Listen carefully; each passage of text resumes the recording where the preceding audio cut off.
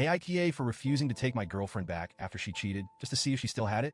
I'm 30M, currently grappling with one of the toughest situations I've ever faced, and I need some outside perspective to help me sort through the mess. Let me set the stage. I've been dating my girlfriend, Rachel, 27F, for a little over 2 years. From the moment we met, she swept me off my feet. Rachel is magnetic, confident, witty, and the kind of person who lights up a room without even trying. She's also incredibly intelligent and shares so many of my passions. We're both huge sci-fi nerds. We've spent countless weekends binge-watching The Expanse and arguing about the best Star Wars trilogy, and we love hosting board game nights with our friends. Over the past 2 years, our relationship has felt rock solid. Sure, we've had the occasional fight like any couple, but nothing major. We were even talking about moving in together soon. Rachel was my best friend, my partner, and someone I genuinely envisioned a future with. Then, 3 weeks ago, everything came crashing down. It started with a conversation, seemingly out of nowhere. Rachel sat me down one evening after dinner and told me she had something to confess. Her tone was serious, and she looked like she was about to cry. My stomach dropped instantly. She told me she cheated on me. I don't even think I processed it at first. I just sat there, staring at her, waiting for her to say it was some kind of terrible joke. When she didn't, I managed to ask, "What do you mean?" because my brain refused to connect the dots. Rachel admitted that during a recent night out with her girlfriends, she hooked up with a guy she met at a bar. She didn't give me all the details, and honestly, I didn't want them. But the gist was that they'd been flirting, one thing led to another, and she ended up going back to his place. Hearing those words felt like a physical punch to the gut. The next thing out of my mouth was, why? It wasn't an accusation. It was genuine confusion. I needed to know what would drive her to betray me like this. Her answer? She said it wasn't about me, our relationship, or anything I'd done. She wasn't unhappy. She wasn't bored. She wasn't feeling neglected. No, Rachel said she did it because she wanted to see if she still had it. Those words are burned into my brain. Apparently, she'd been feeling insecure lately. Something about hitting her late 20s and wondering if she was still attractive. So when this guy started paying her attention, she leaned into it. She wanted to see if she still had the power to turn heads, to make someone want her. And in that moment, she didn't think about me or what it would mean for our relationship. I didn't know what to say. I felt a mix of anger, sadness, and disbelief.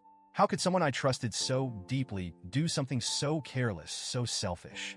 Rachel started crying at this point, saying it was a stupid, impulsive mistake and that she regretted it immediately. She said she felt horrible the moment it happened and that she's been racked with guilt ever since. She begged me to forgive her, swore it would never happen again, and told me how much she loves me.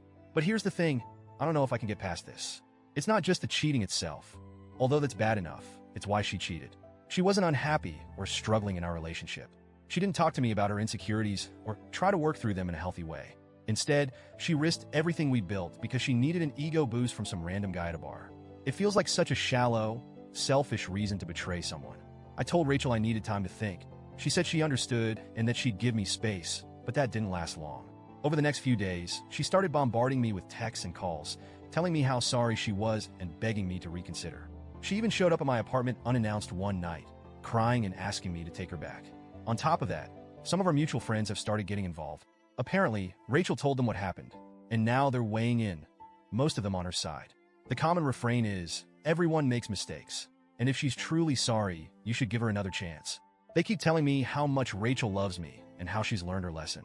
One friend even said I was being too harsh, accusing me of letting my pride ruin what could still be a great relationship. I won't lie, some of what they're saying has gotten in my head. Am I being too rigid? Is this something I should be able to move past? Or am I justified in thinking that staying with her would mean betraying my own boundaries and self-respect?